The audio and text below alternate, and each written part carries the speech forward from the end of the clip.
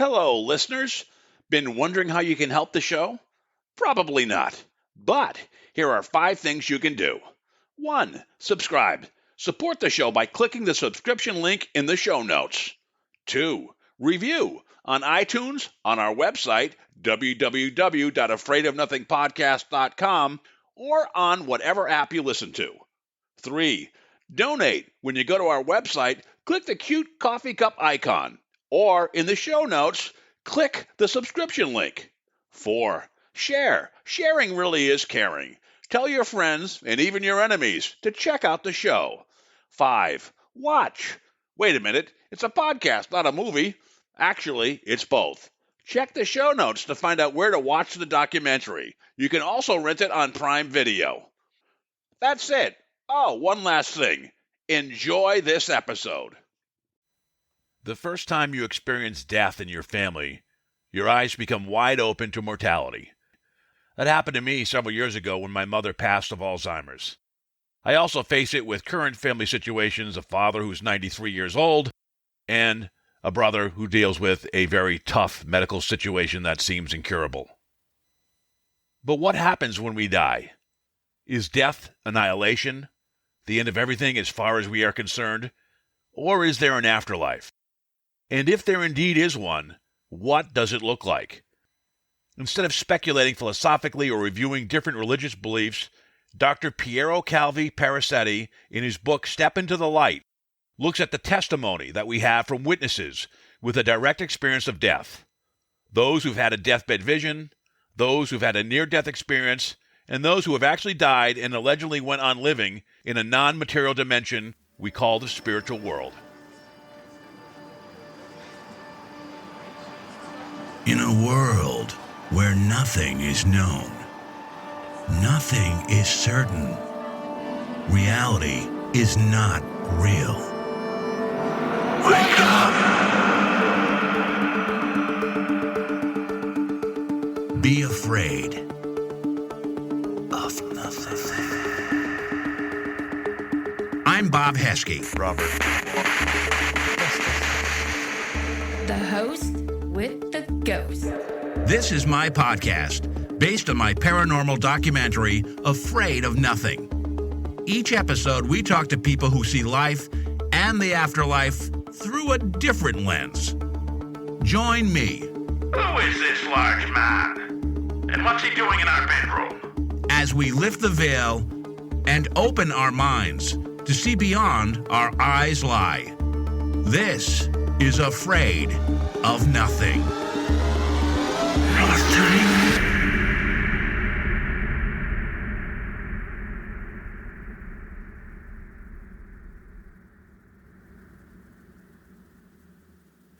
Italian-born Scottish author and speaker Piero Calvi-Parisetti is a medical doctor originally specializing in public health and disaster management.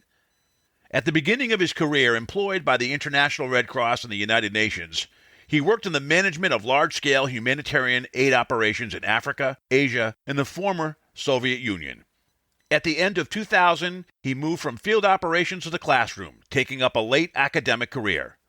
Until 2015, he has been professor of emergencies and humanitarian action at the Institute for International Political Studies of Milan University in Italy, and a visiting professor at several other universities in Italy, Switzerland, and the UK. In 2004, a simple anecdote narrated by his wife triggered an intellectual interest at first, and then a true scholarly passion for psychical research, especially for the study of scientific evidence pointing to the survival of human personality of bodily death. By digesting some 30,000 pages of literature, attending international conferences and study days, interviewing the researchers, and even training personally with one of his intellectual heroes, Dr. Raymond Moody, the first physician to write about near-death experiences in 1975, Dr. Parisetti became convinced that mind and consciousness cannot be reduced to the activity of the brain, and, in a way which we do not understand, they survive the death of the body. In 2008, he published his first book, 21 Days Into the Afterlife, hailed by New York Times bestselling author Michael Prescott as the best introduction I have seen to the survival hypothesis. His other books are Adventures in Psychical Research and Apparitions, Proof of Survival, and more recently, Step into the Light, published in 2021 and directed specifically to those in fear of death. Dr. Parisetti is a member of the Society for Psychical Research and the International Association for Near-Death Studies, two professional scientific research organizations. Dr. Piero Calvi-Parisetti, thanks for being on the show. Thank you, Robert. It's such a pleasure being with you. That's awesome. So you are the most distant guest I've had so far. You are coming from, is it Glasgow, Scotland, or what? Where are you calling from? Indeed. I'm calling myself an Italian from Glasgow because that reflects both my origins. I was born in Italy and where I feel I belong. I belong here. I'm a Glasgow boy, so it's a very rainy Glasgow at the moment. Look, this is a paranormal podcast. We're going to talk about the afterlife, but do you have any favorite haunts in Scotland that you've been to, or any paranormal places, like castles or anything that you've visited? I'm not really the haunted places kind of guy. Rather, in Scotland, we are blessed, and mind you, there's plenty of those haunted places, particularly in Edinburgh, less so in Glasgow. But Glasgow has a reputation for being home to some of the most spectacular mediums we have seen in history. Albert Best, I don't know if your listeners on the other side of the ocean have heard of George Best, one of the great football players, soccer players in Scotland. And his brother, Albert Best, was a phenomenal medium, absolutely extraordinary, well-researched and marvelous. His pet student, was Gordon Smith and still is. And Gordon Smith is called the psychic barber because despite running a barber shop all his life, he is one of the brightest stars in the firmament of mediumship. And I've seen him performing on stage. He is out of this world. Yeah, that's great. We're going to talk about mediums later on. I know you mentioned them pretty much in your book, and you're a believer. But let's first start with some background questions, I guess. So you're a Western-educated medical doctor. How come you became interested in afterlife science? And I love the fact that you call me a believer, and we'll have a little discussion about that in a moment. But yes, a Western-educated medical doctor, it means that it was inculcated into me that anything that can possibly exist in the world is matter, are things, things you can touch, measure. And if you cannot touch it, if you cannot measure it with instruments or other things, it simply does not exist. And that's a worldview that I have accepted uncritically for many, many years, until, in fact, I was in my mid-40s. And at that stage, I was living in Geneva, in Switzerland, and my lovely wife, who's from Glasgow herself, happened to tell me a little story, a little spooky story that happened to her in her late teens when she was still at home and about to leave, her parents' home here in Glasgow. And in the greater scheme of things, with all the things that you and I, as interested parties in this kind of the line of inquiry, we hear the most extraordinary things. And the story she told me was not the most exciting or the most striking. It was a wrapping episode, which lasted for a few months and then went away when ashes were disposed of. It is intriguing, but is not extraordinary. And to tell you the truth, Bob, if you at that time had told me such a story, I would have shrugged it off and said, yeah, all right, okay, fine, and let's move on. But that was my wife and the person I trust most in life and I know best. And I could tell that she was still perturbed after all these years by a few months of a spooky visitation, in a way, in her Glasgow home. And so with the stiff upper lip attitude that I had back then, I said, let me see if anything serious has been written about all this. And, well, yes, I immediately stumbled upon the 575 pages of a treatise by a very credentialed psychology professor, the late David Fontana, unfortunately very prematurely departed and sadly missed. And the book is called, Is There an Afterlife? ? And I look up the bio of this guy, and he is incredibly serious. And that sort of overcome my boggle threshold in a way.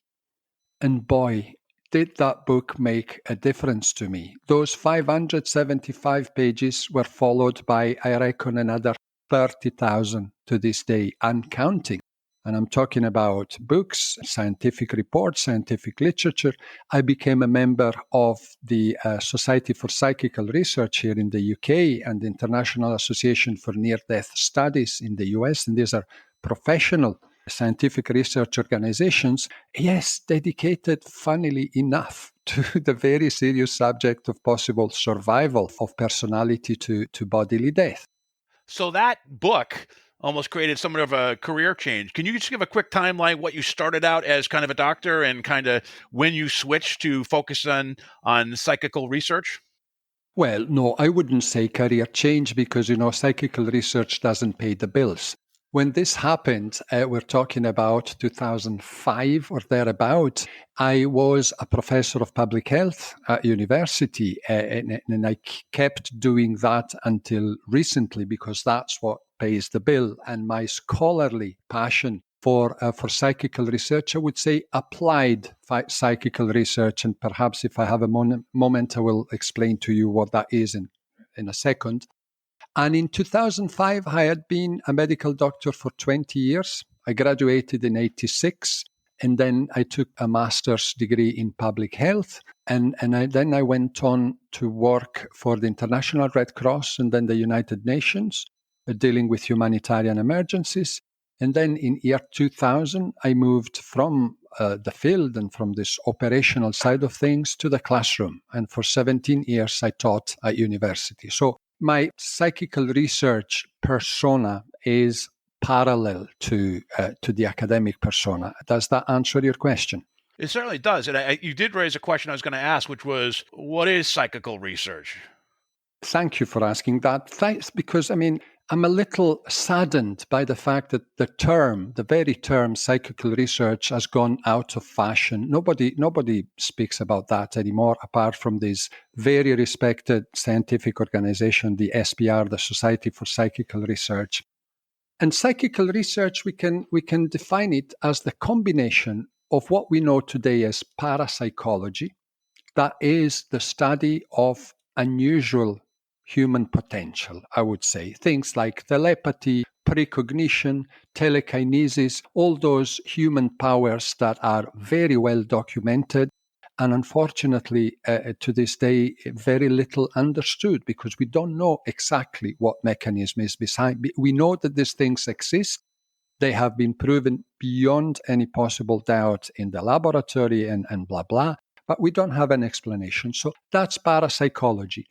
Plus the study of evidence for survival. The study of the evidence that tells us that in a way, again, which we do not understand, because Bob, I do not claim to have an explanation. I cannot tell you how this happens. According to the evidence we have, yes, we do not die. Human personality does survive physical death. So the study of parapsychology and the study of the possible survival combined are termed what we call psychical research. Excellent. Very, very great explanation. And I got to tell you, it was almost kind of karma that you reached out to me because I've had an interest in having someone involved in near-death experiences on the show. The first time you lose someone in your family, that's when mortality hits, right, as you get older. And so I lost a mother like 8 years ago, and I have an older brother now who's battling this horrible kind of autoimmune disease where he is just kind of withering away. And he's always been kind of an atheist. He's been kind of a scientist more in the animal. He was a mammologist, pretty well known in that field, and he's dealing with a tough situation. It was interesting when you reached out. I was like, oh, God, I'm so happy to talk to this guy. And I was reading your book as well. We should talk about your book, your latest book. You've written many, but your latest book is called Step Into the Light, and it's directed particularly to those who are in fear of death, either their own or loved ones. So how do you think what you've written in this book at a high level, and then we'll dig into it, helps people? First of all, let me say how sorry I am for the loss of your mum and what you're going through with your brother. You might really, my human sympathy goes out to you. Now, before I answer directly your question, let me very briefly tell you what applied psychical research is, which is really my particular domain of expertise. So we have all this scientific evidence that tells us that essentially, we don't die. Applied psychical research answers the questions, what do we do with that? And early on, as I was studying, and don't think that when you use the term believer, don't think that conversion was an easy process. It was not, because I was and I remain a deeply rational person. I'm a very, how could I say, intellectual person. Before moving over to a new position and believing something else, I really need to be convinced. And I need to be convinced by facts. So what I use in the little counseling I do is afterlife science. The practical use of the findings of psychical research or afterlife science, because we know from medical research and from practice that a rational belief in life after life is of great help to those who have lost a loved one. Let me quickly summarize, and I say this because up to about a year and a half ago, when I've written this latest book, all my efforts were devoted to people who are in pain over the loss of a loved one. And essentially, my point is that there's a part of a pain of a loss which is unavoidable. It is a basic human experience that unfortunately everybody goes through. There's not one person in the world ever in history who could have avoided that excruciating pain of the loss. And that part of the pain, there's nothing to do. There's no pill, there's no psychotherapy, there's nothing that will take that away. However, there's another part of the pain of a loss which is avoidable. Bob, if you believe that your loved one has ceased to exist, has vanished into a black nothingness, you suffer unnecessarily. Why? Because that is a false thought. That's a belief which is not based on evidence.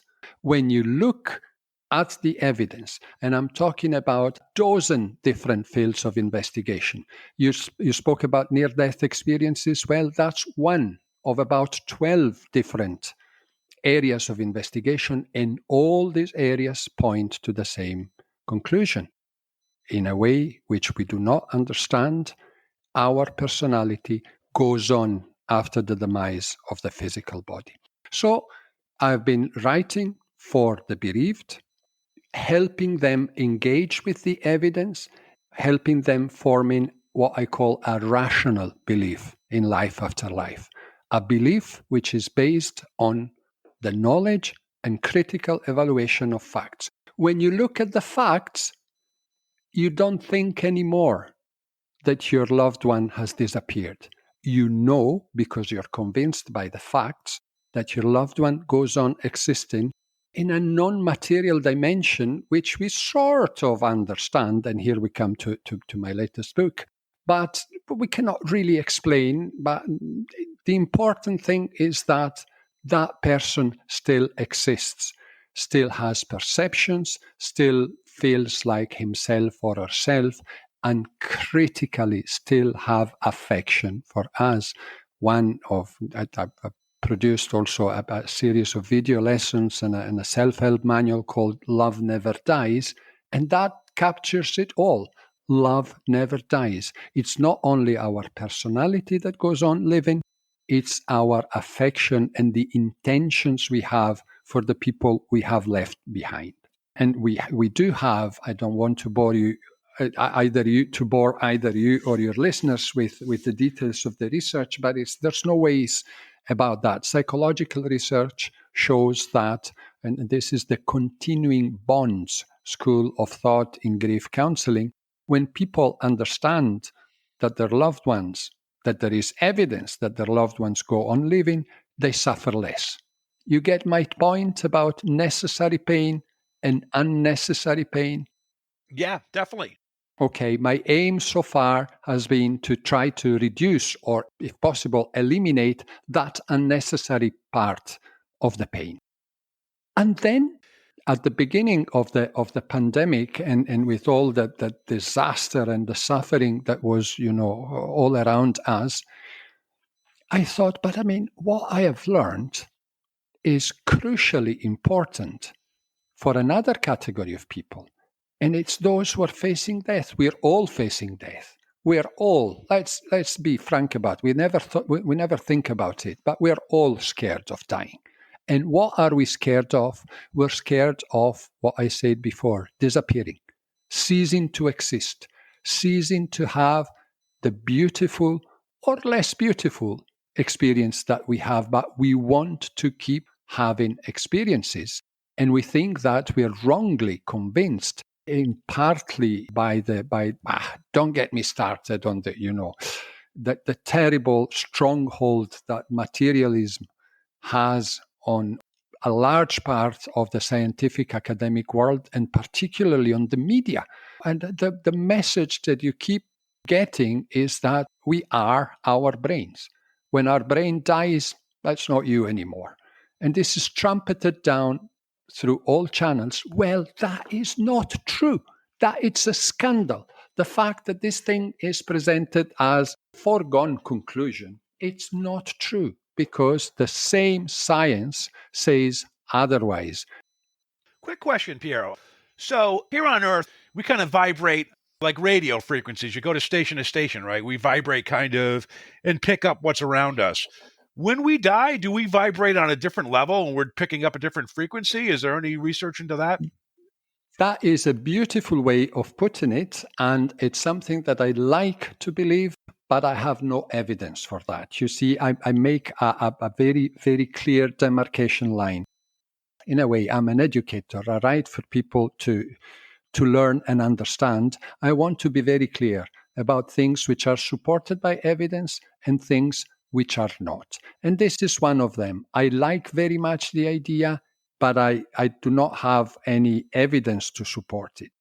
And let me very briefly tell you that this metaphor, the parallel, the image of a radio receiver helps us understand, maybe not understand, but having a glimpse of the relationship between what we call mind and the physical brain. Because there again, the prevailing view, which is trumpeted down through all channels, is that what we call mind is nothing else than the electrochemical activity of the brain. And they say, oh, look, if you're seeing the color green, for instance, I can tell you that that neuron is firing. And if I damage this other neuron, then you have this particular experience. All right, I answer. That's very interesting. Now, take a radio receiver, a wee transistor receiver. They don't exist anymore, but you probably remember maybe 10 or 20 years ago, we had physical radio receivers, right? And you hear a voice coming out of the speaker, and you may think that the voice is generated inside the radio. And then here comes the scientist that says, oh, look, if I touch that transistor, the voice changes. Hence, that is a proof that the voice is generated in the radio. And if I cut off this other transistor, the voice disappears completely. If I damage the radio, there's no voice anymore. And so you might be led into believing that actually the voice you hear in the speaker is indeed produced in the radio receiver. But we all know that that is not the case.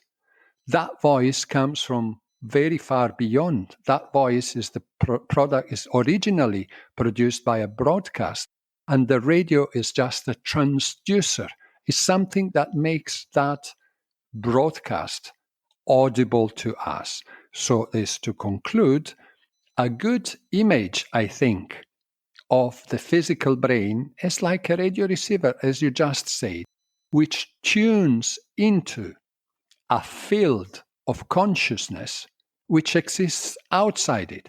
And the brain is very important. As long as we are in this bodily form, the brain is the receiver that makes that consciousness interact with the physical world.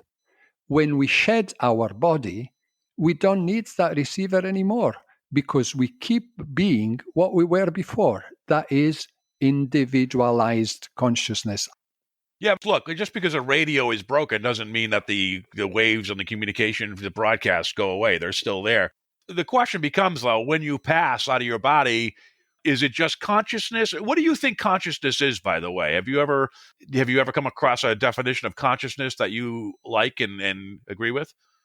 There is no a single definition of consciousness, but I would like to go one step further to say that, and this is again something that I like to believe, for which I have elements of evidence, but it's a belief. It's just something that I like to believe, is that consciousness is actually fundamental.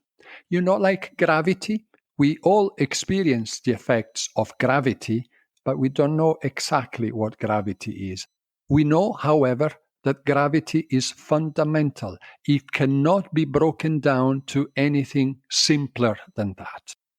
And myself, like many philosophers and many scientists, are of the opinion that consciousness is equally fundamental, is an essential force of nature, is a field that exists like the electromagnetic field. I'm not saying that it's the same thing, but it's the same kind of thing. It's the same basic component of nature.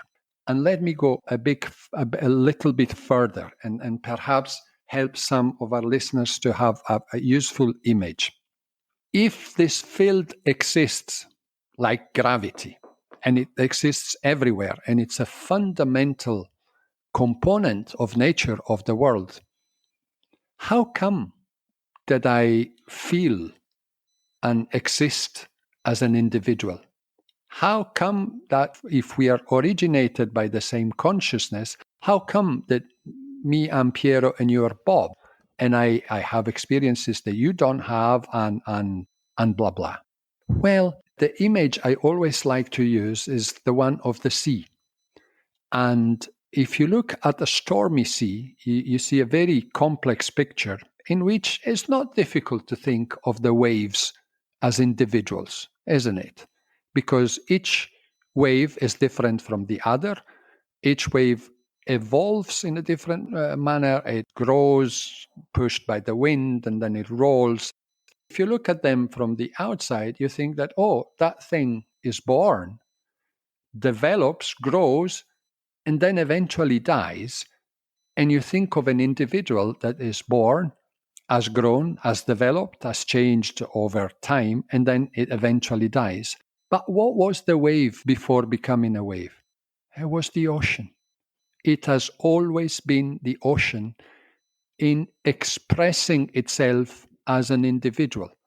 It's a misperception to see the wave as an individual. The wave is a form of the ocean. So Piero and Bob, we are individuals, but in fact, we are expressions of the same fundamental force of nature, which we call consciousness. I had a guest on a prior show talk about multiple heaven. A couple guests have talked about multiple heavens, multiple hells. I don't know if you know that's beyond your scientific belief, but one guest said when we move on, our soul or consciousness is like a key, and it goes to somewhere that opens a new door that's just for us, where we're supposed to go for people. So it's kind of interesting how he said that. Actually, if I may, sorry for breaking in, but this is exactly what my latest book is all about. And what we hear from our sources, and maybe we can talk a little bit about that in a moment, is exactly what your previous, I don't know if a guest or a listener said, is a perfect description of what we are told the afterlife is. Yeah, it was actually, I had a guest on recently that talked about multiple, he wrote a book, a Dr. Brent Satterfield that wrote a book about multiple heavens, which he had experienced, which he was shocked. He was a DNA scientist. He experienced it not through near-death experience, but kind of through an astral projection thing. But basically, first he experienced it as a Christian, and then he was surprised he experienced it in other viewpoints, which blew his mind. That's like a whole nother discussion. And then another guest mentioned the same thing. He had some actual experiences like that, and he gave me the key metaphor. What I'd like to ask real quickly is, you've gone deep into this research. Has there ever come a point in the research where you came across something that made you question your belief, or has your belief only gotten stronger the deeper you've dug into the research? The latter. However, it's not been an easy process. The conversion, you called me a believer, and I said, yes, I'm a believer today. I'm a rational believer. However, in that, so to speak, conversion process, it was not an easy one, and it took a long time. because old habits die hard, number one. And number two, certain things that you learn about when you look at the evidence are so utterly, essentially incredible, unbelievable. And you say, you read up a report, again, let's take David Fontana, right? David Fontana, Professor Emeritus of Transpersonal Psychology, a member of the Royal Society in the UK, which is the strictest scientific membership you can think of. And the guy who has an interest in these matters at some stage is called to investigate a poltergeist in Wales. He moves there to be near it was a lawn mowers repair shop, which was very seriously haunted by a poltergeist phenomenon. And he moves to that city and stays there for a number of months, and he witnesses the most astounding, incredible things. And he himself, it's great if you read his book, and in his report to the Society for Psychical Research, is very candid about that. He says, I spend my days witnessing the most incredible happenings, and I end the day convinced, say, I saw this with my own eyes, and this is happening. And then he goes back to his hotel room, and the doubting mind kicks back in, and he says, no, but this is too absurd. This is not possible. This cannot possibly happen. And so the doubt comes back in. And then the next day, he goes back to the workshop and he witnesses more stuff.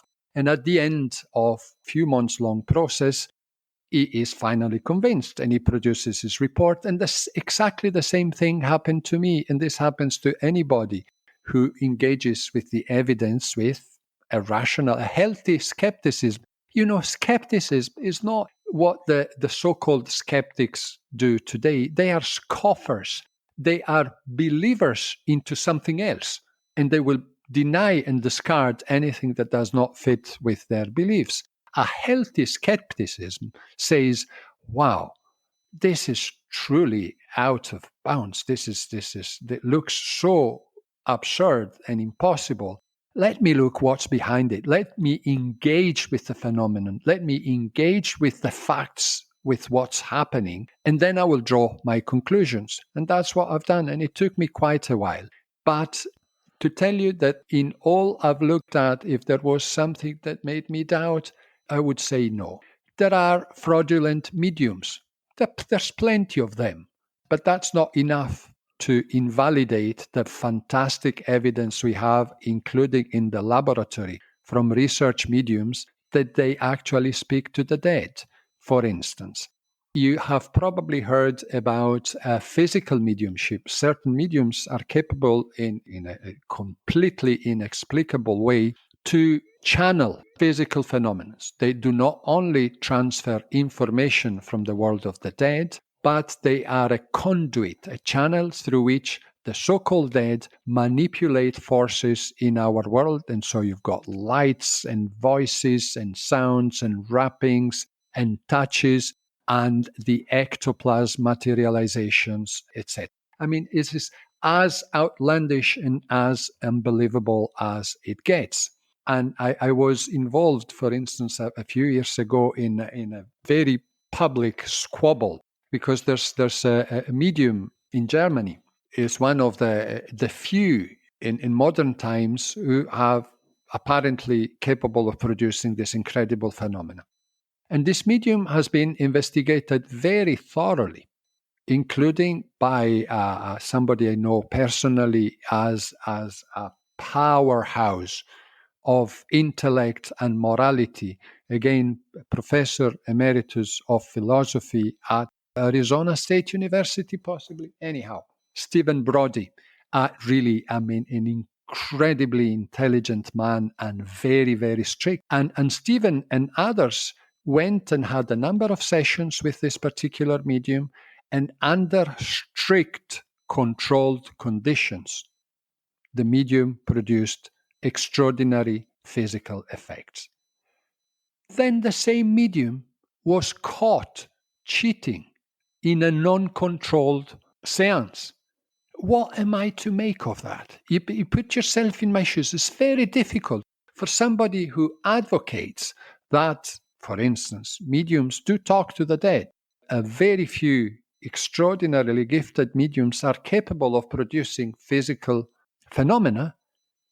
That's a terrible spanner in the wheel. I personally know that Stephen Brody and his colleagues don't lie. They applied incredible controls, and yet incredible effects were produced. But the fact that the medium cheated just the once risks invalidating all what I'm saying. That's a good point. And you do cover mediums a lot in your book, but let's talk about evidence that's hard to overwrite, okay? Your book has a ton of them, but there are two examples I'd just like you to go over pretty quickly if you don't mind. One was the tennis shoe on the ledge at Harborview Hospital in Seattle. It was shared by a migrant worker who had undergone an NDE, a near-death experience, and with a nurse named, I think, Kimberly Clark. Do you recall that? Very, very well. Near-death experiences are one of the pillars of the survival hypothesis.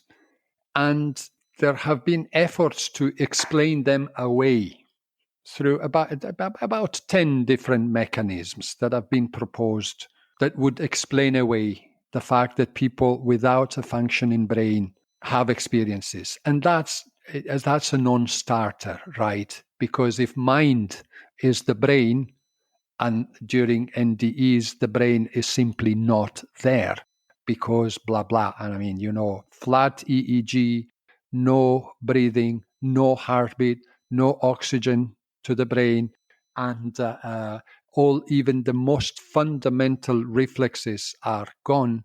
You are all but dead. And yet, a lot of people, we're talking about millions of cases around the world, well documented, well researched, they report this hyper-conscious experience. So the fact that they have an experience whilst their brain is not there is yet another proof or indication of the fact that mind is more than the brain. And so any explanation is a non-starter because they say, it's the lack of oxygen, it's the accumulation of carbon dioxide. It doesn't matter. Not only these explanations do not account for the evidence, they're non-starters in the beginning because these people have no brain, have no functioning brain, and yet have experiences. And one of the most striking characteristics of these experiences is that whilst they have no brain, they are reportedly able to have perceptions from outside their body. It's well known by research that they're capable of describing the resuscitation procedures, for instance, in very minute details. They are able to report conversations between the doctors or what the kind of hairdo a nurse would have whilst they were undergoing resuscitation. But the case of the red shoe is particularly striking, and it's reported by everybody who writes about these things because it's amazing. This woman has a cardiac arrest. She, by all accounts, actually dies. She has a period of several minutes, possibly up to 20 minutes, in which her brain functions are not there. And during that time, she has the perception of leaving her body, watching herself and the medical personnel trying to resuscitate her, and that she moves through the ceiling of the room she was in, through various floors of the hospital. Her point of view, her point of consciousness, if you want, moves outside the hospital, and her attention is drawn by a very strange thing, a red tennis shoes, a red sneaker, which is either hanging or just lying outside one of the windows of this huge face of a very large hospital. And that sticks to her memory together with all the other details of the ND.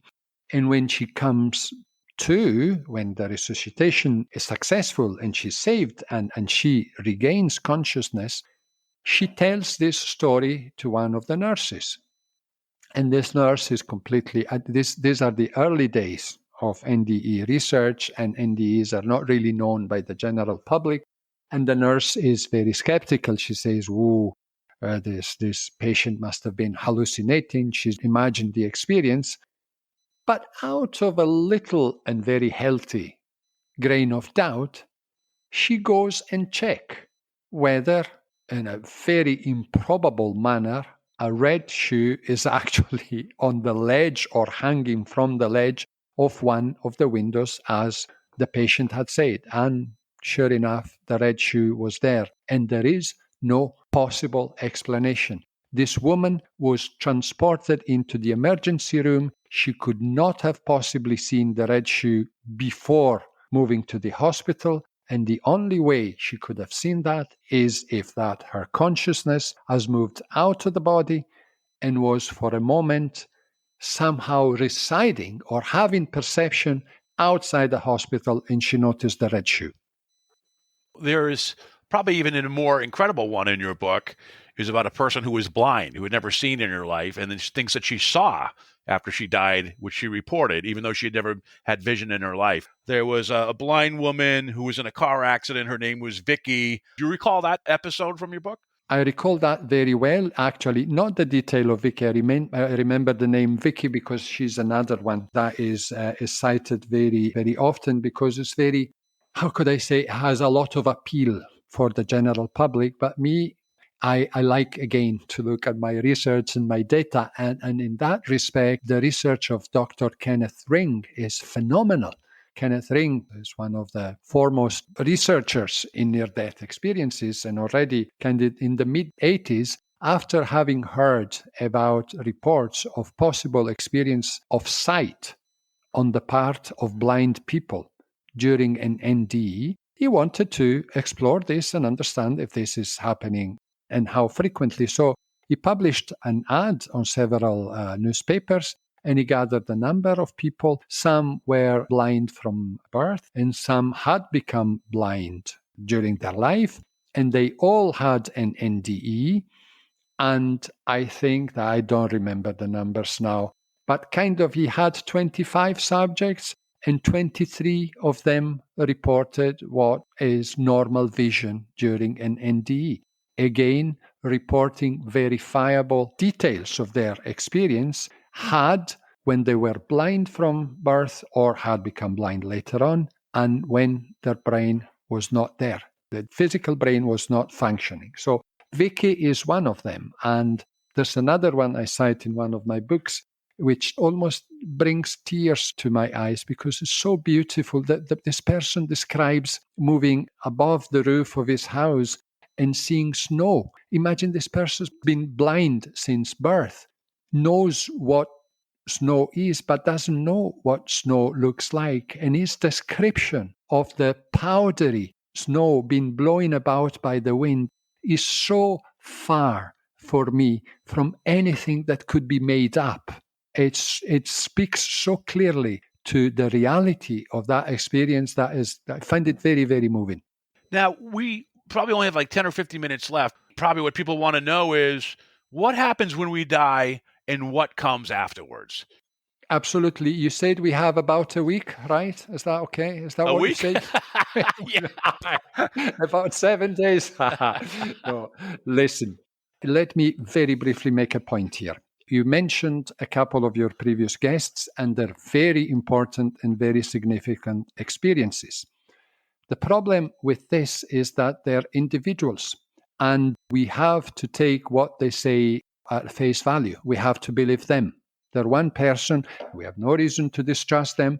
But if we want to form a rational, what I keep calling a rational belief into the afterlife, then why should you believe that person and not, for instance, I don't know, the Holy Quran or the Bhagavad Gita or another sacred text? For me, is a little bit the same. I trust everybody, but I want more. The idea behind my book was that we have very detailed descriptions of the process of dying, what happens before, what happens at the moment of death, and what happens afterwards, coming to us from a lot of different sources. A lot of people have spoken about this. And These people belong essentially to three categories. People who've had a deathbed vision, people who've had a near-death experience, and spirit communicators speaking to us through mediums and through other channels from the so-called spirit world. And in the first half of the book, I engaged the reader in a sort of a scientific detective, like a CSI work, to establish the credibility of these sources. We don't want to hear from one, we want to hear from 100 or 1,000. And we want to make sure that these sources are indeed what or who they claim to be. So we look at the phenomenon of deathbed visions in depth. We look at all the explanations and we see that none really accounts for the evidence. And so we conclude that it is reasonable to trust what is said by these deathbed visions.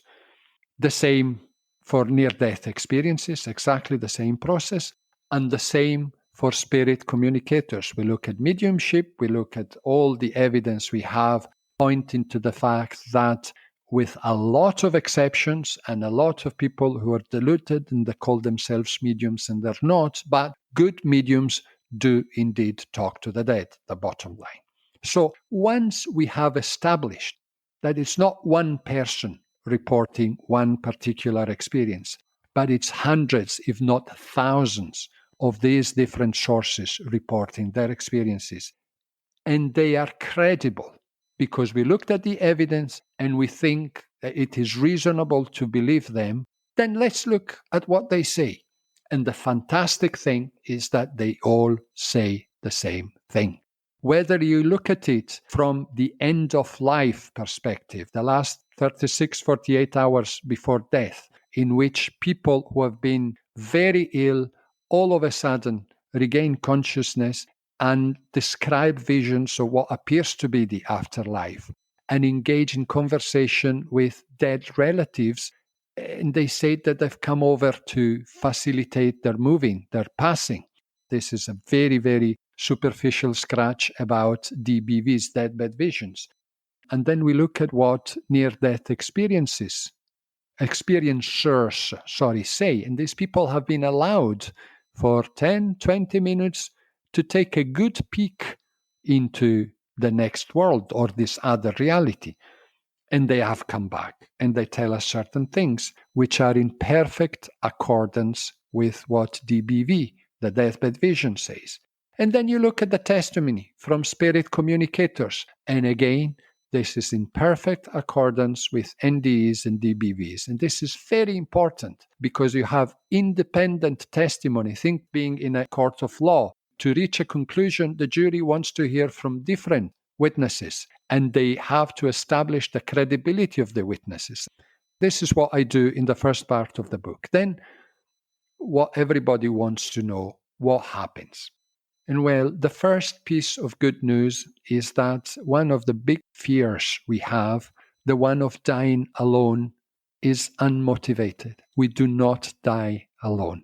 If the death is not as quick, a sudden death, then generally we are welcome and accompanied and received by either deceased loved ones or either spiritual helpers or other figures who actually come and are with us if we happen to be alone, and they help us passing over. Secondly, very interestingly, the moment of passing is a non-event, Bob. This is most extraordinary for me to learn about this. This is described literally as a non-event to the point that many people do not realize they've actually passed until after a while. If the person has been suffering physical pain, the signal that death has occurred is that physical pain stops. And the person says, what's going on? I was in agony a moment ago, and now I'm perfectly fine. And, oh, God, but look, I'm sort of leaving my body. And I can see myself, I can see my body lying on the bed, and I see either my relatives come in or the medics and whatever. So there's a very similar component of the NDEs, of the near-death experiences. what happens afterwards is less simple than one may imagine, because there's not one afterlife. Or rather, there is one afterlife, but that afterlife has many rooms. It's like visiting a new apartment, and the apartment is the same, but you move from one room to the next. And these rooms, I would rather say, perhaps use the image of floors of a building. The building is the same and it's called afterlife. But there's a ground floor and there's a first floor, and then you go up. And these different floors have different levels. You want to call this vibration? Please do, but that's just a word to me. I don't have any evidence to talk about vibrations. What's consistently described is that the ground level, the ground floor, if you want, is very close to earthly realms and experiences, to the point that people can still interact, and that's where most of the medium communication comes from. But then through a natural, organic process of levitation, of rising, of going up, souls or discarnate personalities, if you want, whatever we are when we are on the other side, this pure consciousness, still individualized. Don't think that we go into a sort of a fog. We're still ourselves, and this is said very clearly. People feel themselves just without a physical body. At the beginning, in the lower floors of the building, they still have the impression of the body, although there's not a physical body. But then as they soar up, they lose the idea or the perception or the image of a body. And the time it is spent in each of these levels or spiritual realms depends on the person. And what your previous guests have said resonates very much with what we are told by these different sources, in that you have experiences in the afterlife which are very connected to the kind of person you were during life. I don't want to get into karma on other things because it's much more complicated than that, but also much more interesting than that. Let me just say two things. Number one, we are not philosophizing. In my book, I'm not fantasizing or trying to draw conclusion. In my book, I'm just drawing on the testimony we have, and it's written testimony, and I quote a lot of these sources, giving the references of where these descriptions come from, who has provided them, under which circumstances, and why they are credible. Number one. And number two, more in general, and this is what really puts a hopeful smile on my face, and that's the reason why I wrote this book, because my desire is that readers who might be in fear of that death may also, at the end of the process of reading the book and engaging with the evidence and the testimony, also have a hopeful smile on their face, because dying is actually good. What awaits us on the other end of the divide is as fascinating, and I would say, broadly speaking, more pleasurable than what we have here. Yes, one of the levels, one of the floors of the building is a level in which we are confronted with what we've done in life, but that is no judgment. This is said very, very clearly with almost exactly the same words by near-death experiences who face the life review, and by spirit communicators who relate about their experience of the life review. We relive every single instant of our material life, and we are made aware of the consequences of our acts on others. And that's all the punishment there is. This is no judgment, and there is no punishment. It's a learning process, because physical incarnations are meant, we are told, again, I'm citing testimony here, witnesses, physical incarnations are used to make experience, to learn, to grow wiser. And this process doesn't stop. So in the documentary I made, Afraid of Nothing, there's chapters on things like EVPs and ghosts and psychics and reincarnation. And then at the end, 3 of the guests share their experiences.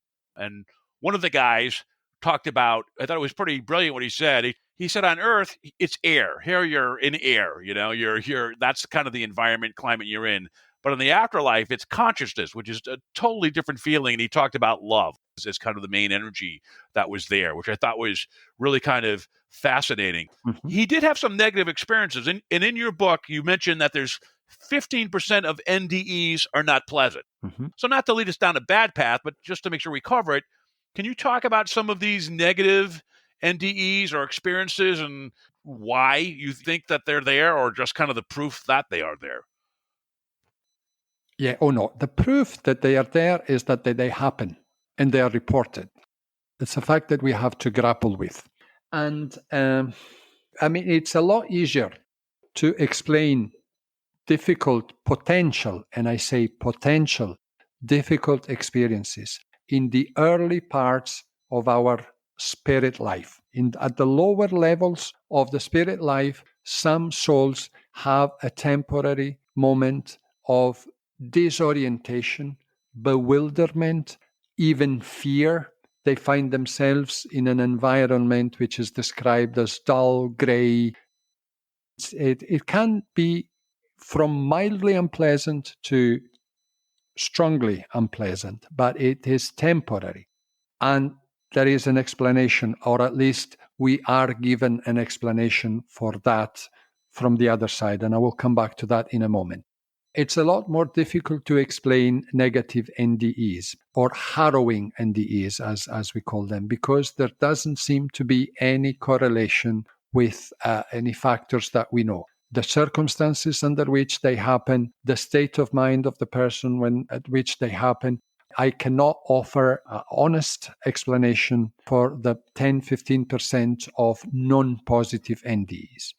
What we are told about non-positive early experiences in the afterlife links back to the Middle Age, maybe year 1200, thereabout.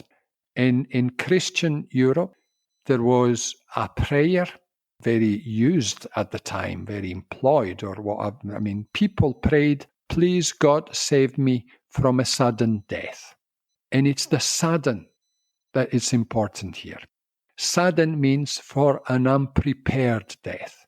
We are constantly told that if a person dies in the belief that there is no afterlife, or with a strong attachment to material life, material experiences, material possession, or maybe an addiction to drugs or alcohol or sex or money or success, those are strong predictors of a difficult entry into the afterlife, because souls still feel the drag, that they're still drawn back into the material life they have just left. And so it takes a while for them to settle down, and then the natural, organic process of soaring, of lifting up towards higher dimensions kicks in, and that period is limited in time.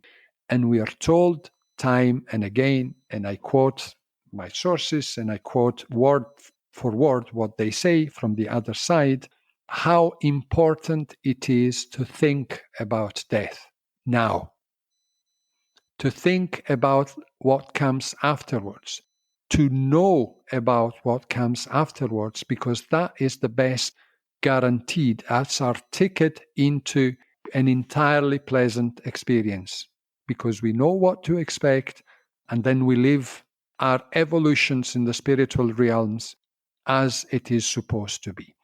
The love dimension, if I may say, comes in at the end. Love, the ultimate love, this ultimate consciousness, which is, the Buddhists say that the ultimate nature of reality is pure consciousness with at its heart compassion, which is love.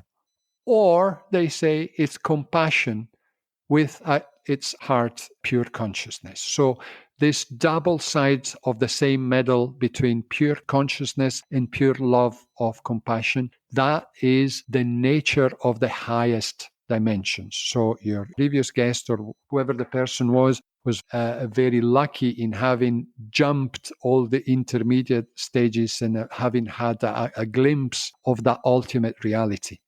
We're at the end. I want to ask you one question as your human self, not as a doctor. So my question is, do you believe in reincarnation? I do, again, based on the evidence we have. The research of Professor Stevenson and all his followers at the Division of Perceptual Studies of the University of Virginia leaves no doubt. We're looking at 60 years of research into reincarnation studies. Also, the University of Reykjavik in Iceland, Professor Haraldsson, leaves no doubt. Reincarnation is a fact. A rational person, based on the evidence, can believe in reincarnation. And reincarnation is part of this grand scheme, that biggest scheme of things you can possibly think of, imagine, which sees life with a very capital L, as a huge cycle that involves many incarnations in the physical realms and many sojourns, many passages through the various stages of the afterlife. And then you incarnate again and you've acquired more wisdom. And I make things very, very simple here. You incarnate and you have experiences and you grow in wisdom. And then you go on to the spirit world and you have more experiences and you grow in wisdom. Then you go back to physical reality at a higher experiential level and you have more experiences. And this cycle continues until you have done your studies. You have experienced what you had to experience.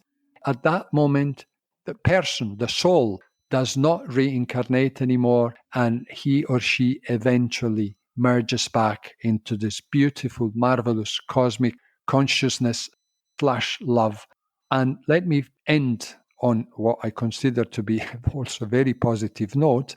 We are explicitly told, do not think that merging back into that ocean of love and consciousness means losing your individuality.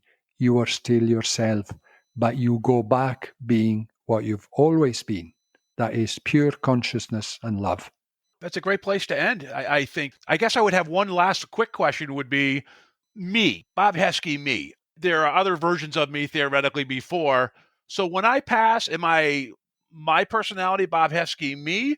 Or am I kind of an amalgam of all the different personalities I was before? Do I evolve? Is this my latest evolution of my personality that I would recognize or others would recognize in the afterlife? Do you have any thoughts on that? Certainly not. You pass on as Bob with your memories, your peculiar personalities, your interests, and in fact, there are one or possibly two levels of the afterlife in which you continue doing the things that you like doing here, particularly those that have a more intellectual component, a more knowledge component. Musicians keep developing their arts, for instance. Scientists keep studying the problems they've been studying during life. So there certainly is an individuality that goes on. And you probably at some stage, you are also conscious of the previous Roberts and your previous lives, because the moment of reincarnation is crucial, because that's a moment in which you're always helped, where you're never alone in the afterlife either. I'm sorry, I'm speaking as if I had been there myself. I have not. I am just quoting references. I'm just quoting what we are told from people who are allegedly there, and we have reasons to believe they really are, okay? So the moment of reincarnation is the moment in which all your previous experiences come together, and we are told you, together with your spirit guides, actually decide your next incarnation, because you choose what conditions will be there so that you have the experiences that you need to have. That's a great way to end, I think. Could you just tell us where we can get your latest book, Step Into the Light, and your other books? And is there a website, or how could people contact you? Thank you very much. That's the easiest way, rather than looking up on Amazon. The easiest way is my website, which is dr, like the prefix for doctor, drparisetti.com. And Parisetti is Paris, like the town in France, with ETTI at the end. So drparisetti.com. That's my website. You've got free articles. There's even a free book on apparitions, and there are links to my latest book and the previous ones. Well, thank you very much, Piero. I appreciate it. This has been a great conversation, and actually enlightening and hopeful. So thank you for doing what you do and adding some hope. I mean, I think you have a great message. If we prepare for the afterlife, it'll make us embrace it and accept it more positively and make a smoother transition for us. So thank you very much for your time today. It's me to thank you, helping all of us spreading the word and helping people having less fear before and having a better experience after the moment of passing. Thank you, Bob. It's been a great pleasure for me too.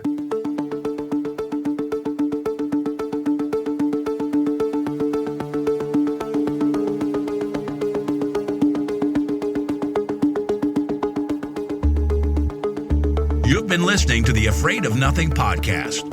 Please subscribe and like us on Facebook.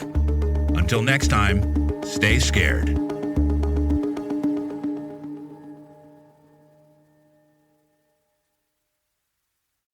Hey, you're still here? Great. Then why not listen to another episode? Visit afraidofnothingpodcast.com to peruse all the shows. That's afraidofnothingpodcast.com. And while you're there, click the coffee cup icon to buy me a coffee and leave a review.